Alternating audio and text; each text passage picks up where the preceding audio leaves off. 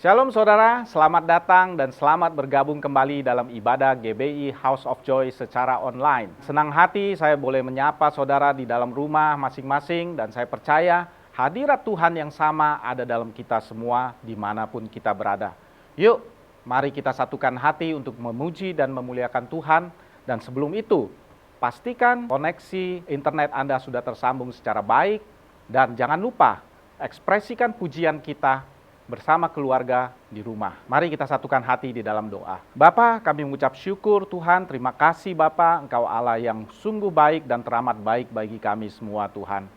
Pada pagi hari ini Tuhan, kami mau bersatu hati Tuhan, walaupun dalam keadaan terbatas Tuhan, dalam situasi pandemik ini Tuhan, justru di situ kuasa-Mu makin nyata bagi kami semua Tuhan.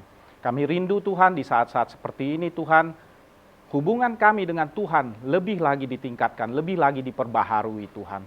Terima kasih Bapa, kami siap untuk memuji dan memuliakan Engkau Tuhan. Dan kami percaya Bapa, kuasa-Mu menyertai kami dari awal hingga akhir ibadah pada pagi hari ini. Di dalam nama Tuhan Yesus Kristus, sama-sama kita katakan amin. Selamat beribadah dan Tuhan Yesus memberkati. Shalom saudara-saudara yang ada di rumah-rumah dimanapun kita berada. Mari kita siapkan hati kita memuji meninggikan nama Tuhan kita Yesus. Amin. Hey. Dan puji-pujian yang baru Tuhan, kami tinggikan Engkau.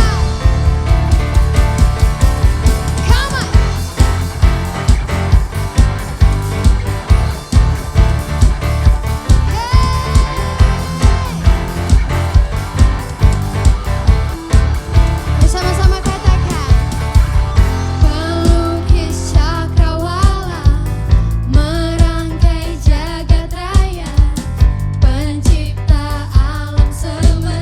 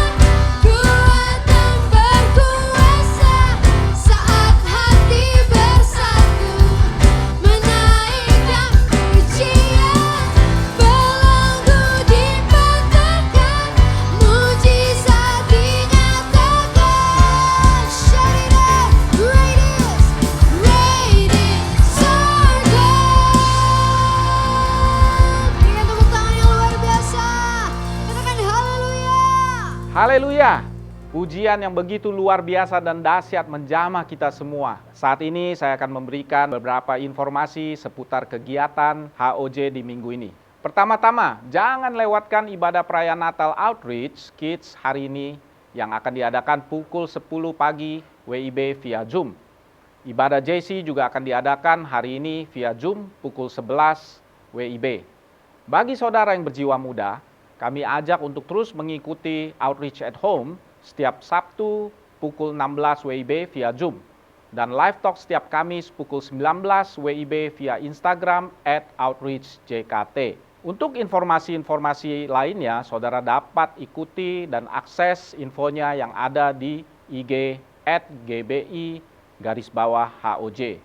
Tiba saatnya kita untuk memberi yang terbaik melalui persembahan yang dapat saudara salurkan melalui scan QR Code atau transfer bank atas nama GBI S. Parman yang sudah tertera di layar saudara. Jika sudah, mari kita berdoa bersama. Bapa, kami ucap syukur Tuhan untuk pemeliharaan-Mu ya Bapa. Pada pagi hari ini Tuhan kami mau memberi karena kami mengasihi Tuhan. Terima kasih Bapa untuk pemeliharaan-Mu sepanjang hidup kami Tuhan.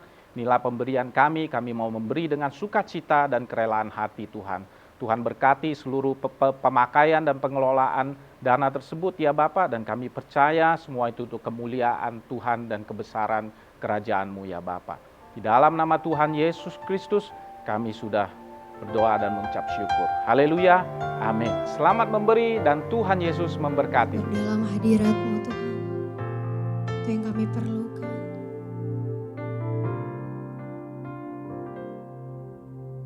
Di hadirat-Mu, tempat yang ku rindukan, nafas hidupku dan sumber kekuatan.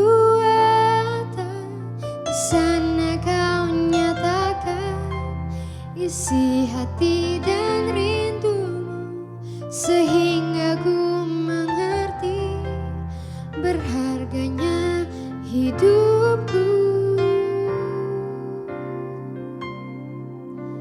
Hadirat-Mu yang membawaku, terima semua janji-Mu, mengubah hidupku menjadi indah. Hadirat-Mu yang menguatkan aku di dalam pengharapan. Yesus, untuk selamanya hiduplah dalamku.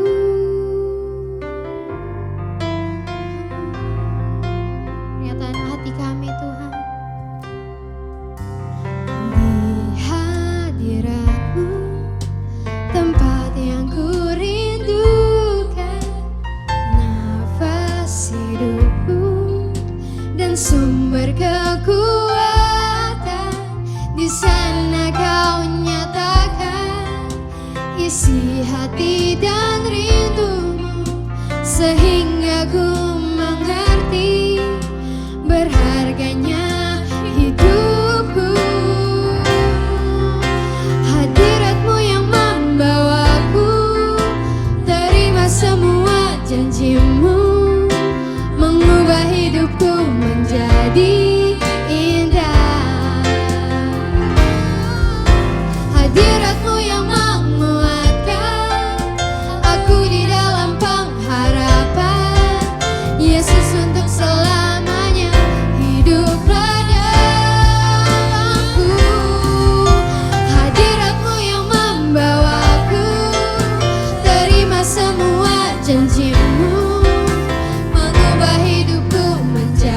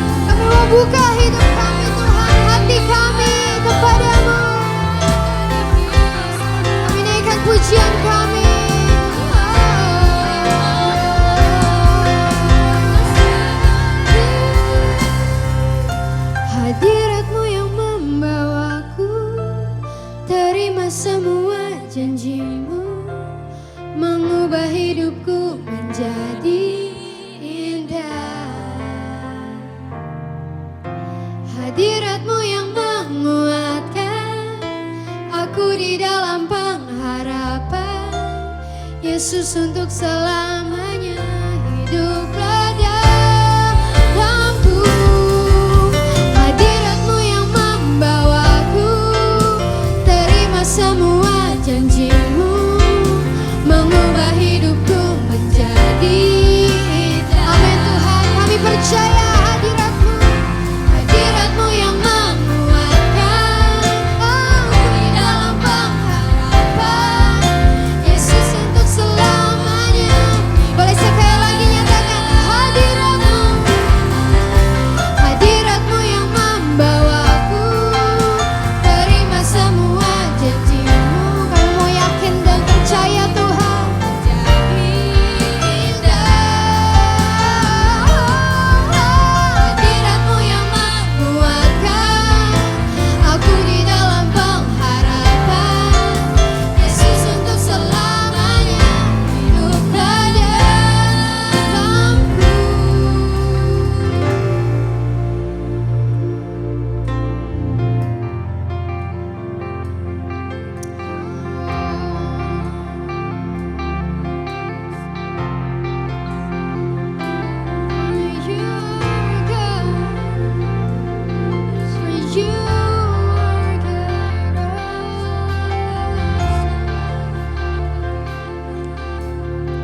Sama-sama nyatakan, Savior, He can move the mountains. My God is mighty to save. He is mighty to save. Forever, author of salvation. He rose and conquered the grave. Jesus conquered the grave. Savior, Savior, He can move the mountains. My God is mighty to save. He is mighty to save. Forever, author of salvation. He rose and conquered the grave. Come on, Jesus conquered the Savior, Savior. He can move the mountains. My God is mighty to save. He is mighty to save. Forever, author of salvation. He rose and conquered the grave. Come on, say, shine your light on.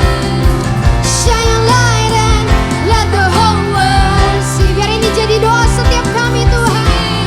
Kami deklarasikan semua bagi kemuliaan-Mu Tuhan. Jesus, shine your light and let the whole world see.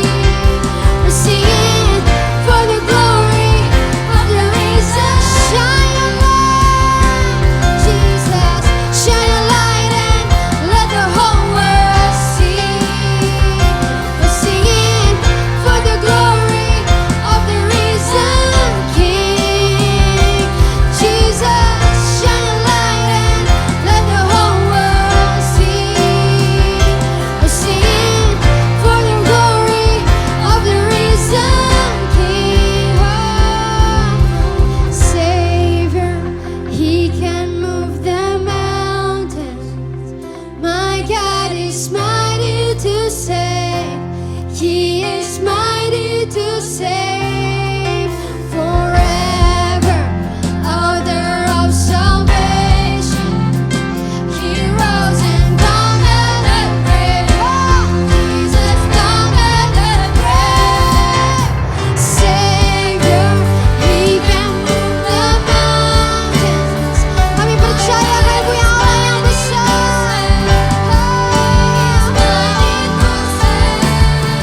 Forever, author of salvation.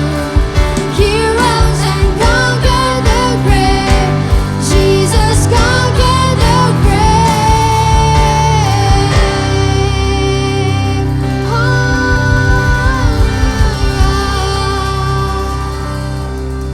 Kami percaya Kami punya Allah yang besar Tuhan.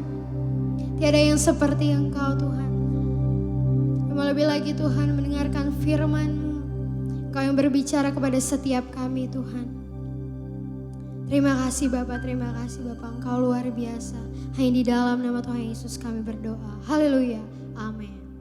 Shalom saudara terkasih dalam GBI HOJ, apa kabarnya? Saya percaya semua luar biasa. Apalagi kita memasuki bulan yang terindah dalam sepanjang tahun, bulan Desember. Kenapa? Karena pada bulan ini kita merayakan hari kelahiran Juru Selamat kita, Yesus. Nah, saudara, pada kesempatan kali ini saya ingin sharing. Ya, tema Natal kita adalah Yesus lahirnya Sang Mesias, dan saya ingin sharing dari 1 Yohanes 1 ayat 1 sampai ke 4. Kita akan belajar dari 4 ayat ini makna Natal untuk tahun ini. Saudara, saya berdoa Natal kali ini walaupun kita nggak berjumpa secara fisik, kita tetap online, tetapi suasananya, damai sejahtera, sukacita daripada Roh Kudus ada dalam setiap rumah Bapak Ibu sekalian. Mari saudara siapkan Alkitab kita akan buka dalam 1 Yohanes 1 ayat 1 sampai 4. Saya akan bacakan 1 Yohanes 1 ayat 1 sampai 4. Apa yang telah ada sejak semula, yang telah kami dengar, yang telah kami lihat dengan mata kami, yang telah kami saksikan, dan yang telah kami raba dengan tangan kami tentang firman hidup, itulah yang kami tuliskan kepada kamu. Hidup itu telah dinyatakan, dan kami telah melihatnya, dan sekarang kami bersaksi dan memberitakan kepada kamu tentang hidup kekal, yang ada bersama-sama dengan Bapa dan yang telah dinyatakan kepada kami. Apa yang telah kami lihat dan yang telah kami dengar itu, kami beritakan kepada kamu juga, supaya kamu pun beroleh persekutuan dengan kami. Dan persekutuan kami adalah persekutuan dengan Bapa dan dengan anaknya Yesus Kristus. Dan semuanya ini kami tuliskan kepada kamu supaya sukacita kami menjadi sempurna.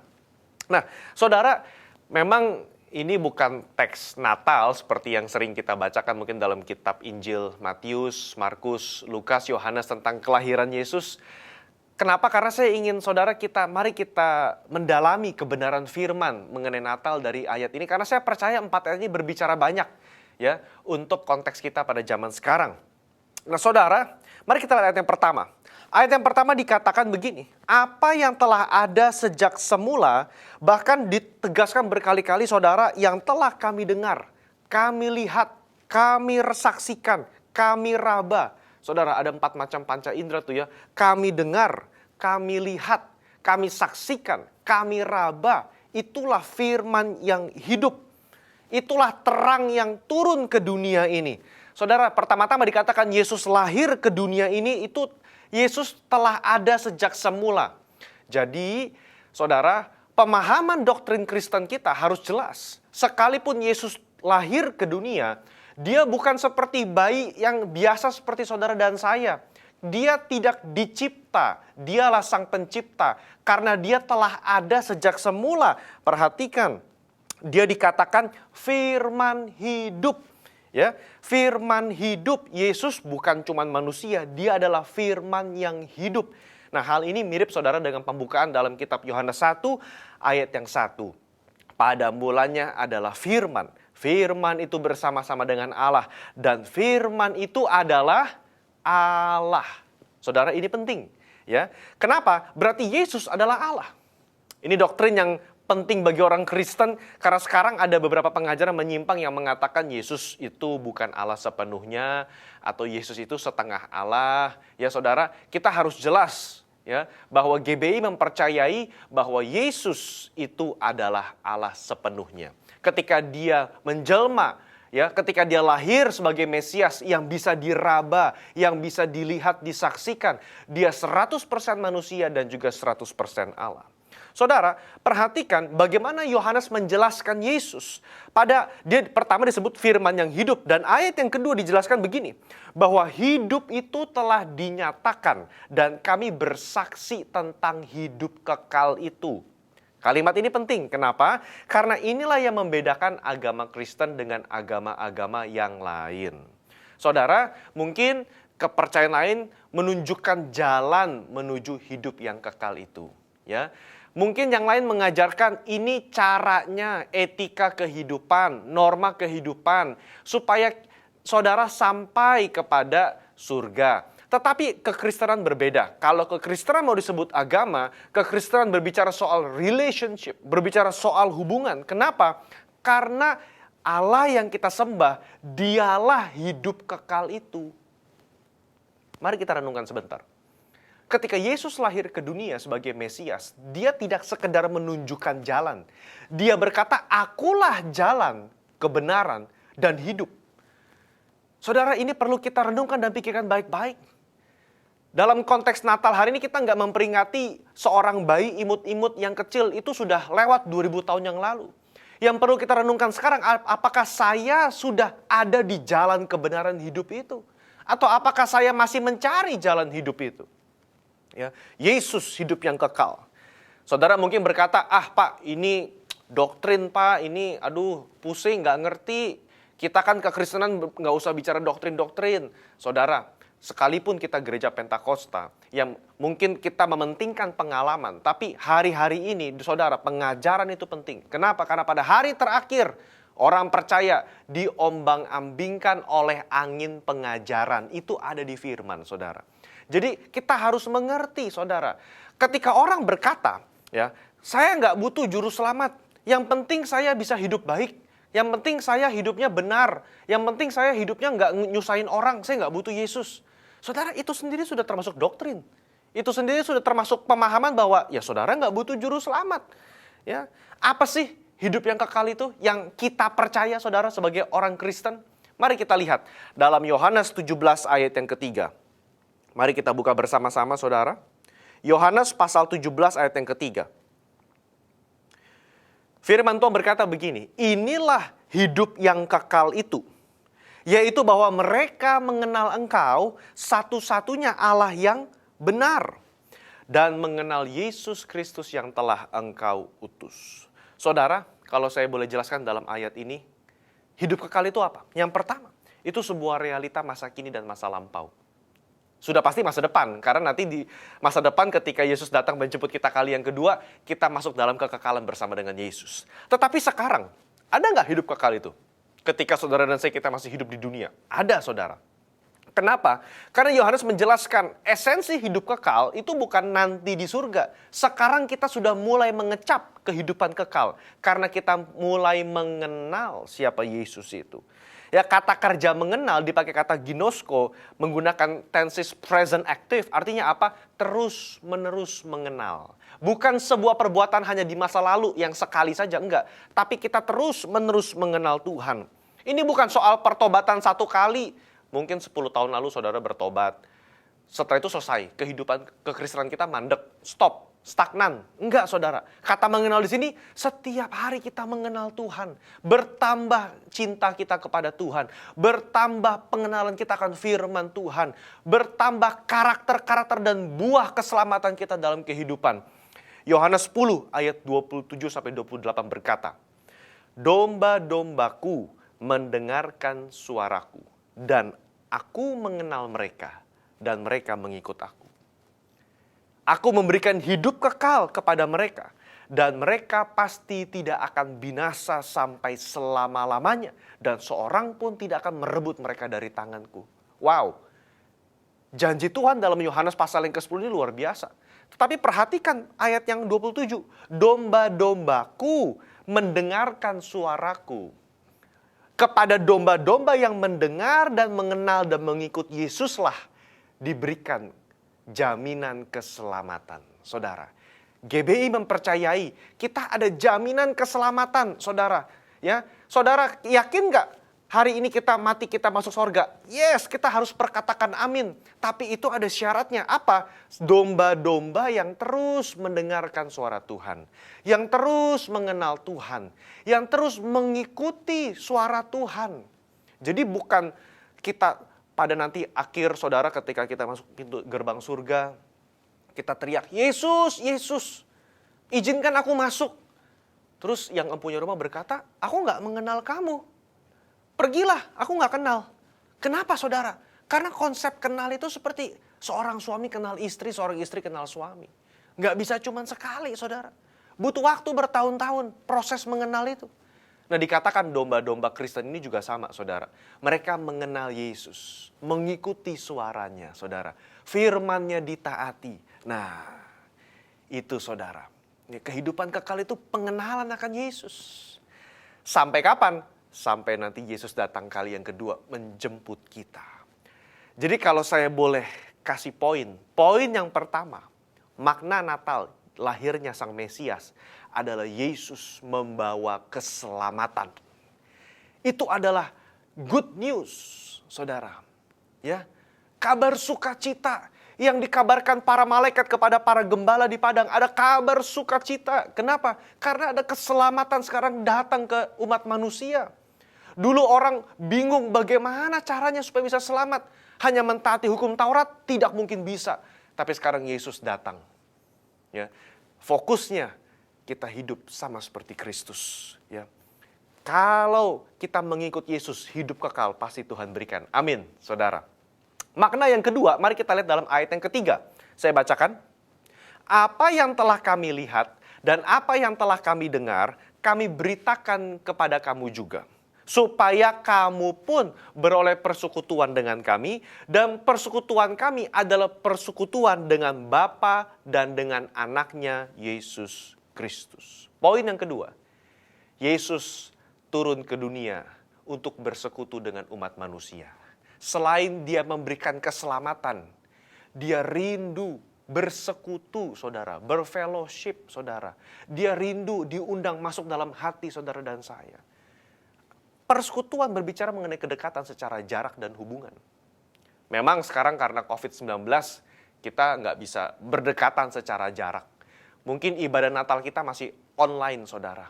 Mungkin ada sesuatu yang hilang dalam ibadah Natal ini. Nggak seperti tahun-tahun sebelumnya kita bisa merasakan hikmatnya suasana Natal secara offline. Tapi saudara, itu tidak mengurangi esensi Natal bahwa Yesus turun ke dunia ingin bersekutu dengan saudara dan saya. Maukah saudara menerima Yesus, masuk ke dalam hati, bersekutu dengan saudara dan saya? Perhatikan cara penulisan Yohanes tadi. Apa yang telah kami dengar, kami lihat, kami saksikan, kami raba. Itu maksudnya apa? Supaya saudara dan kita yang membaca pada tahun 2020 percaya bahwa Yesus betul-betul bisa diraba, bisa dipegang, saudara. Yesus bukan hantu. Yesus bukan imajinasi, halusinasi. Betul, dia anak manusia yang turun ke dunia, saudara. Perhatikan dalam Filipi pasal 2 mencatat, yang walaupun dalam rupa Allah tidak menganggap kesetaraan dengan Allah itu sebagai milik yang harus dipertahankan, melainkan telah mengosongkan dirinya sendiri, mengambil rupa seorang hamba dan menjadi sama dengan manusia. Filipi 2 ayat 6-7. Apa yang saudara lakukan untuk berusaha mengenal Yesus?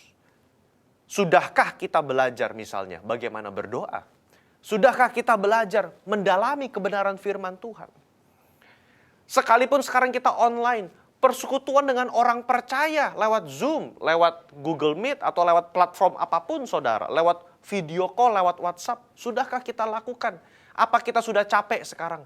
Apa kita sudah, ya sudahlah, nggak usah lewat Zoom lagi, udah capek, kita sendirian aja di rumah masing-masing. Saudara, orang Kristen itu dari zaman dulu, walaupun ditekan oleh penderitaan, tetapi terkenal karena persekutuannya tidak berubah, tetap kuat. Semakin ada penderitaan, semakin mereka kuat, saudara. Gereja Tuhan dibangun karena ada orang-orang percaya yang saling berdoa satu sama lain. Kalau sekarang berdoanya lewat Zoom, sekarang berdoanya lewat online, saudara. Tapi itu kan nggak mengurangi esensi, saudara. Ya. Nah, saudara, pertanyaan begini. Kenapa Yesus perlu turun menjelma menjadi manusia? Kenapa Yesus perlu turun ke dunia? Bisa nggak agama Kristen itu ada dengan Yesusnya mungkin menampakkan diri di langit aja gitu? Ya, dia menampakkan muka di langit, kasih sabda, kasih firman dari langit, terus orang-orang terpukau ngelihat di atas tuh ada muka Tuhan Yesus secara jelas. Bisa nggak? Bisa aja menurut saya. Pertanyaannya kenapa dia perlu lahir? Kenapa dia perlu, seperti kata Yohanes, disaksikan, diraba, dipegang, dilihat. Para murid makan ikan bersama dengan Yesus. Mereka tidur, saudara, bersama dengan Yesus. Mereka melayani bersama dengan Tuhan Yesus. Kenapa? Saudara, saya ambil satu analogi mengenai matahari. Coba saudara lihat matahari. Bisa nggak kita lihat matahari dengan mata telanjang? Dokter mengatakan kalau kita lihat matahari dengan mata telanjang lebih dari beberapa detik, kornea mata kita bisa rusak. Bisa kebakar. Kenapa? Karena cahaya matahari begitu silau, saudara. Ya, kita nggak bisa lihat matahari secara mata telanjang. Kita harus pakai filter. Ya, kalau zaman dulu anak kecil diajarin kalau ada gerhana matahari, lihatnya pakai pantulan dari baskom air. Saudara, baskom diisi air, nanti tunggu airnya riaknya tenang, kita lihat pantulan daripada gerhana matahari di air baskom tersebut. Ya, atau saudara mungkin yang lebih canggih pakai kacamata hitam, pakai teleskop, kamera khusus untuk lihat matahari, bisa saudara. Ya, intinya harus pakai filter karena mata kita nggak bisa. Itulah namanya kemuliaan matahari. Tuhan memberikan kemuliaan sendiri-sendiri. Ada kemuliaan bagi bulan, kemuliaan bagi bintang, kemuliaan ciptaan Tuhan. Nah, saudara, kalau matahari yang hanya ciptaan, kemuliaannya nggak bisa kita lihat dengan mata telanjang. Bagaimana dengan manusia yang ingin melihat kemuliaan Tuhan? Ada nggak manusia yang berdoa, Tuhan, show me your glory. Aku ingin lihat kemuliaan-Mu. Ada yang pernah doa seperti itu? Di Alkitab ada, saudara, namanya Musa. Satu saat Musa berkata, Tuhan, show me your glory. Aku ingin lihat kemuliaan Tuhan. Apa yang Allah katakan? Nggak bisa, Musa. Kalau kamu lihat kemuliaanku, kamu akan mati. Karena kita berdosa, kita nggak bisa lihat kemuliaan Tuhan. Tetapi kata Tuhan, aku akan izinkan. Nanti aku akan lewat di depan kamu, mendahului kamu, dan kamu akan melihat bagian belakangku, bagian punggungku. Dan betul saudara, ketika Musa di atas gunung, Tuhan lewat. Musa hanya bisa melihat dari belakang. Saya nggak tahu siapa yang dia lihat. Betul-betul saya nggak bisa membayangkan apa yang Musa lihat di atas gunung itu, saudara. Ya, tapi Musa terbatas. Dia hanya bisa melihat dari kejauhan saja. Nah, saudara, tadi kita udah baca, Yesus itu adalah Allah. Firman itu bersama-sama dengan Allah. Firman hidup itu adalah Allah. Dan sekarang firman itu menjelma menjadi manusia, turun ke bumi. Saudara, kita mungkin nggak bisa lihat matahari, tapi Tuhan mengosongkan dirinya. Dia rela turun ke dunia menjadi sama seperti manusia. Agar apa? Agar manusia bisa meraba, bisa melihat, menyaksikan. Dia bisa dengan mata telanjang, nggak butuh pakai filter, pakai teleskop, pakai pantulan air, nggak butuh. Dia lihat Yesus apa adanya. Sungguh luar biasa. Saudara, Yesus bisa dilihat secara real. Saudara, Juru selamat yang telah dinubuatkan ratusan tahun, sekarang umat Israel ya bisa lihat secara real. Kita nggak bisa lihat karena Yesus sudah naik ke surga. Tapi lewat kesaksian dalam firman Tuhan, kita bisa melihat betul Yesus itu bisa dipegang, Yesus itu real. Ketika gereja bersekutu satu orang dengan yang lain. Saudara, bukankah itu menunjukkan kemuliaan Tuhan lewat gerejanya? Ketika ada persekutuan, tali kasih yang tak putus-putusnya, saling mendukung, saling mendoakan. Bukankah itu menghadirkan kasih Yesus di tengah-tengah dunia ini? Poin kedua, Natal berbicara mengenai persekutuan. Persekutuan yang melahirkan kasih Bapa di tengah-tengah dunia ini.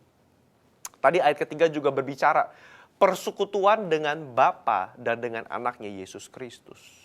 Saudara, selain Natal berbicara keselamatan dan persekutuan dengan umat manusia, Natal berbicara persekutuan dengan Bapa dan dengan anaknya. Natal berbicara panggilan untuk hidup kudus. Kenapa saudara? Karena mari kita lihat pada ayat yang ke-6. Apa arti persekutuan dengan Bapa? Ayat yang ke-6 dalam 1 Yohanes 1 tadi. Jika kita katakan bahwa kita beroleh persekutuan dengan Dia, namun kita hidup dalam kegelapan, kita berdusta dan kita tidak melakukan kebenaran. Artinya apa saudara?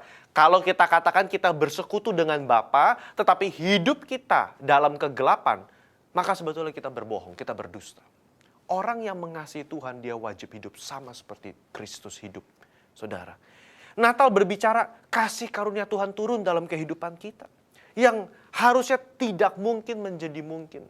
Kita yang harusnya masuk neraka dijadikan Tuhan, dikasih akses masuk ke surga. Kenapa? Karena Yesus membayar jalan keselamatan itu, saudara. Kehidupan kekal adalah sebuah perjalanan yang dihidupi setiap hari sebagai respon manusia terhadap kasih karunia Tuhan. Kalau saudara dan saya sampai akhir tahun 2020, kita terus hidup dalam kegelapan. Mari, hari ini adalah hari yang tepat. Yuk kita mengaku dosa kita di hadapan Tuhan. Kita minta ampun sama Tuhan. Kita bilang, Tuhan, saya minta ampun. Saya mungkin telah meremehkan kasih karunia Tuhan. Saya ingin bertobat hari ini. Saudara, Tuhan pasti mengampuni. Selama kita sungguh-sungguh bertobat, mari kita jadikan dimanapun saudara berada yang mendengarkan firman ini. Mari kita bertobat, kita sungguh-sungguh kembali kepada Tuhan. Karena Dia rindu bersekutu kembali dengan saudara dan saya. Poin yang ketiga saudara, yang terakhir. Natal berbicara sukacita yang sempurna. Ayat yang keempat mengatakan demikian tadi. Saudara, kita lihat sebentar ya. Tadi 1 Yohanes 1 ayat yang keempat dikatakan apa? Semuanya ini kami tuliskan kepada kamu supaya sukacita kami menjadi sempurna.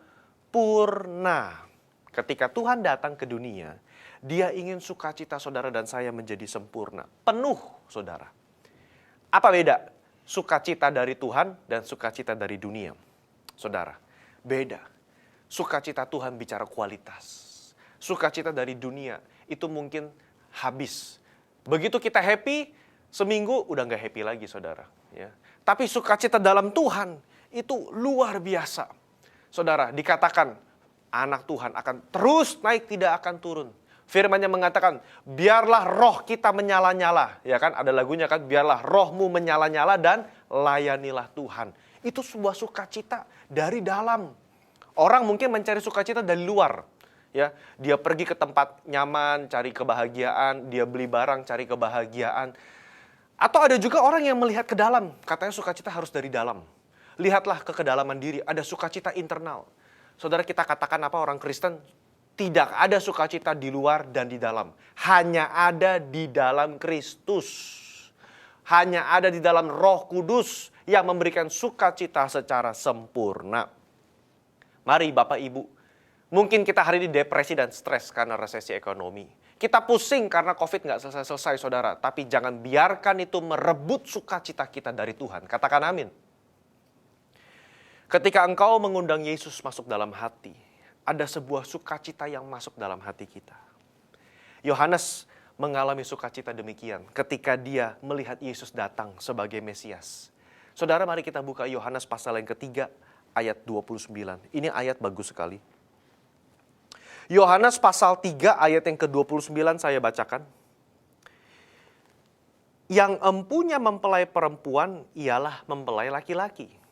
Tetapi sahabat mempelai laki-laki yang berdiri dekat dia dan yang mendengarkannya sangat bersukacita mendengar suara mempelai laki-laki itu. Itulah sukacitaku dan sekarang sukacitaku itu penuh. Saudara, mari kita katakan bersama ayat yang terakhir. Itulah sukacitaku dan sekarang sukacitaku itu penuh. Saudara, apa sukacita Yohanes? Yang dia katakan sekarang sukacitaku penuh.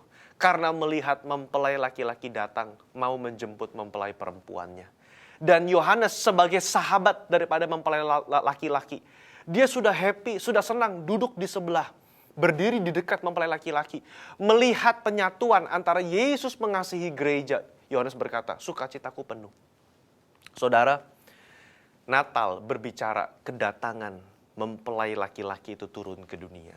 Natal berbicara kedatangan juru selamat itu datang ke dunia.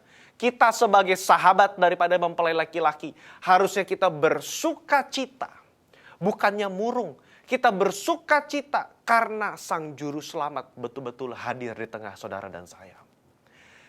Ketika kita bersukacita saudara, kita bisa overcome our fear. Kita bisa melawan ketakutan kita. Ketika ada sukacita dalam hati kita, saudara, yang susah bisa dianggap ringan. Ketika kita bersukacita, mungkin ada masalah, tetapi kita mampu menghadapi. Kenapa? Karena orang yang bersukacita, dia punya saudara kekuatan untuk menghadapi tantangan dan masalah. Bapak Ibu, sebentar lagi kita akan meninggalkan tahun 2020. Kita mau masuk tahun 2021. Mari, jangan kita masuk tahun 2021 dengan murung, dengan stres, dengan depresi. Mari kita katakan seperti Yohanes. Itulah sukacitaku melihat kedatangan mempelai laki-laki. Dan sekarang sukacitaku itu penuh. Saudara, Yesus lahir sebagai seorang bayi 2000 tahun yang lalu. Sekarang sukacita kita bukan menantikan kedatangan seorang bayi lagi, tidak. Sukacita kita adalah menantikan Yesus datang sebagai mempelai yang akan menjemput gerejanya di awan-awan yang permai. Saudara semangat nggak mendengar kabar kedatangan Tuhan? Ketika kita berkata, Maranatha, datanglah Tuhan. Saudara bersukacita, saudara semangat. Itulah sukacita yang sekarang kita nantikan, saudara. Dalam ibadah Natal ini kita berkata, Tuhan datanglah. Kita rindu mendengar, kita rindu kehadiran Yesus. Saudara, hari ini saya berbicara 3 poin dalam surat 1 Yohanes, saudara. Saya berbicara soal apa? Natal berbicara keselamatan, kehidupan kekal. Yesus lahir ke dunia mendatangkan keselamatan. Dialah hidup kekal itu. Yang kedua, Natal berbicara apa? Natal berbicara persekutuan antar umat manusia. Persekutuan dengan Bapa dan anaknya, Yesus Kristus. Yang ketiga, Natal berbicara mengenai sukacita. Amin. Mari kita berdoa, saudara. Tuhan Yesus, hamba-Mu telah selesai menyampaikan kebenaran firman. Dan hamba berdoa, Tuhan, pesan ini sampai dalam hati setiap kami. Bahkan membakar hati setiap kami, membuat kami semangat, membuat kami bertobat. Ada sukacita masuk dalam hati setiap kami. Tuhan Yesus, dalam momen Natal tahun 2020, sekalipun kami nggak bisa berjumpa secara fisik, tapi biarlah kehadiran Tuhan kami rasakan secara real di tempat kami masing-masing. Terima kasih, hamba memberkati, dan biarlah firman ini, Tuhan, boleh kami teruskan kepada sahabat-sahabat, teman-teman kami yang membutuhkan. Dalam nama Yesus, amin. Haleluya, saudara diberkati dengan ibadah pada hari ini. Saya percaya kita semua diberkati. Amin, saudara. Dan kita akan akhiri ibadah kita pada hari ini. Mari kita satukan hati, kita berdoa, dan terimalah berkat yang terbaik daripada Tuhan kita. Mari kita satukan hati kita berdoa. Terima kasih Tuhan, sekali lagi kami datang dan kami percaya kepada Tuhan bahwa Tuhan menyertai kami, Tuhan tidak meninggalkan kami. Dan kalau hari ini Tuhan, kami bersyukur, mengucap syukur, kebaikan-Mu selalu bersama dengan kami.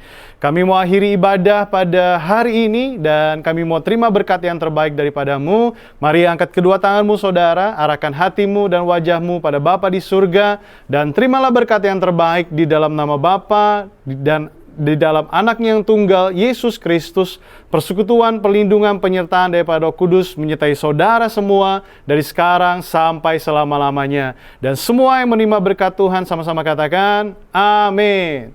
Tuhan Yesus memberkati saudara. Selamat hari Minggu. Dia selalu menyertai kita. Shalom saudara sekalian. Pada kesempatan kali ini kita membahas doktrin penting untuk kaum Pentakosta, yaitu bahasa roh. Bahasa roh anugerah besar bagi semua murid Tuhan. Di luar sana ada banyak pertanyaan dan perbincangan mengenai bahasa roh. Dan pada kesempatan kali ini kita membahas 3 pertanyaan yang sering ditanyakan oleh jemaat. Yang pertama, apakah bahasa roh bisa dipelajari? Nah saudara, jawabannya adalah tidak. Bahasa roh tidak bisa dipelajari. Secara konsisten dalam Alkitab kita melihat orang itu harus dipenuhi oleh karunia Roh Kudus. Lalu secara otomatis mereka akan berkata-kata dalam bahasa roh. Dalam Kisah Rasul pasal 2 ayat yang keempat, maka penuhlah mereka dengan Roh Kudus. Lalu mereka mulai berkata-kata seperti yang diberikan oleh roh itu kepada mereka. Nah saudara lihat, mereka harus dipenuhi oleh karunia Roh Kudus, baru mereka berkata-kata dalam bahasa roh. Contoh kedua, dalam Kisah Rasul 10 ayat 44-46. Ketika Petrus berkhotbah di keluarga Kornelius, maka turunlah Roh Kudus dari atas lalu memenuhi keluarga Kornelius. Dan mereka berkata-kata dalam bahasa roh. Jadi saudara, kita jelas bahwa bahasa roh itu secara otomatis diberikan langsung oleh Roh Kudus, bukan oleh manusia. Karena itu kita percaya tanda awal orang dibaptis Roh Kudus adalah dia berkata-kata dengan bahasa roh. Pertanyaan kedua, apakah orang yang tidak berbahasa roh akan masuk neraka? Jawabannya jelas tidak, saudara. Kenapa? Karena urusan surga dan neraka itu mengenai keselamatan. Dan orang percaya kita selamat by grace through faith. Karena kasih karunia melalui iman. Tidak ada indikasi mengenai bahasa roh. Meskipun begitu, orang percaya akan kehilangan manfaat besar kalau mereka tidak berbahasa roh. Ada beberapa manfaat yang dijelaskan oleh Alkitab. 1 Korintus pasal 14 ayat yang keempat mengatakan begini.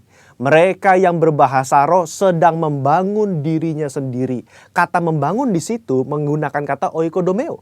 Artinya seperti orang membangun tembok. Batu bata demi batu bata dibangun sampai menjadi tembok yang kokoh. Orang yang berbahasa roh sehari demi hari mereka berbahasa roh menguatkan manusia rohani mereka. Meskipun manusia batinia, meskipun manusia jasmani kita lemah, tetapi manusia rohani kita kuat. Dan manfaat kedua, Roma 8 ayat 26. Dikatakan roh juga membantu dengan berdoa untuk kita kepada Allah dengan keluhan-keluhan terdalam yang tidak terucapkan. Nah, saudara, seringkali di rumah ketika kita berdoa, kita kehabisan kata-kata untuk berdoa dalam bahasa Indonesia mungkin. Tetapi ketika kita berbahasa roh, kita bisa berdoa terus-menerus sampai roh itu mengeluarkan keluhan terdalam kepada Bapa mewakili kita semua. Pertanyaan ketiga, apakah semua orang bisa berbahasa roh? Jawabannya adalah ya. Kita kaum Pentakosta meyakini semua orang percaya yang lahir baru yang mau mereka bisa berbahasa roh. Fondasi firman-Nya ada dalam 1 Korintus 14 ayat yang kelima. Paulus mengatakan, aku suka supaya kamu semua berkata-kata dengan bahasa roh.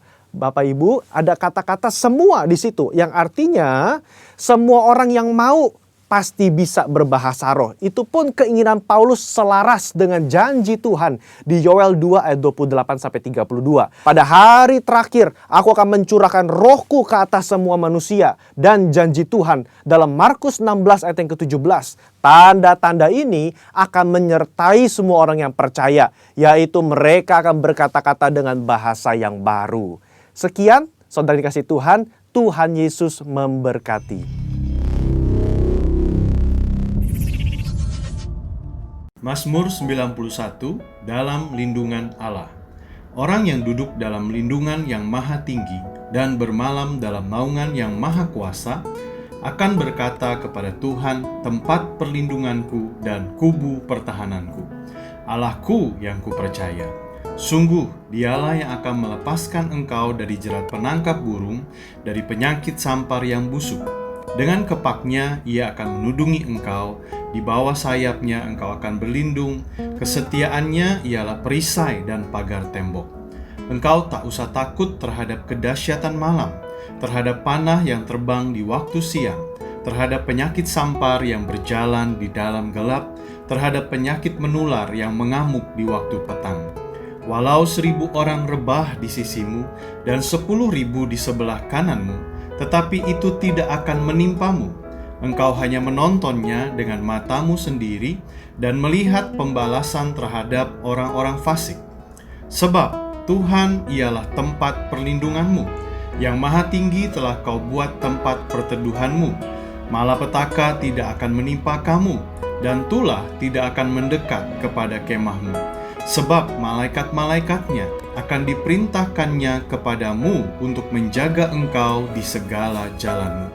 Mereka akan menantang engkau di atas tangannya, supaya kakimu jangan terantuk kepada batu. Singa dan ular tedung akan kau langkahi. Engkau akan menginjak anak singa dan ular naga.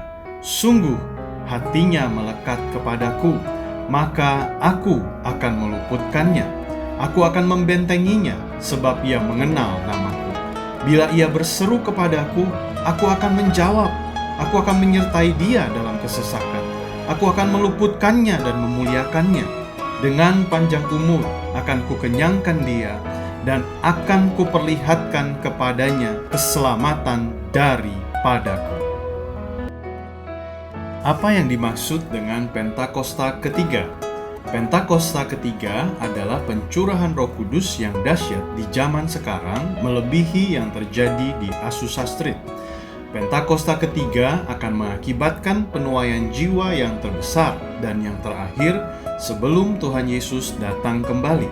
Pentakosta ketiga akan membangkitkan generasi Yeremia, yaitu anak-anak muda yang dipenuhi Roh Kudus, cinta mati-matian kepada Tuhan Yesus, tidak kompromi terhadap dosa, dan akan bergerak untuk memenangkan jiwa. Pentakosta ketiga lahir di Indonesia dan bergerak ke bangsa-bangsa. Gerakan ini dari timur ke barat dan akan kembali ke Yerusalem. Pentakosta ketiga akan memberikan kuasa untuk menyelesaikan amanat agung, dan setelah itu Tuhan Yesus datang kembali.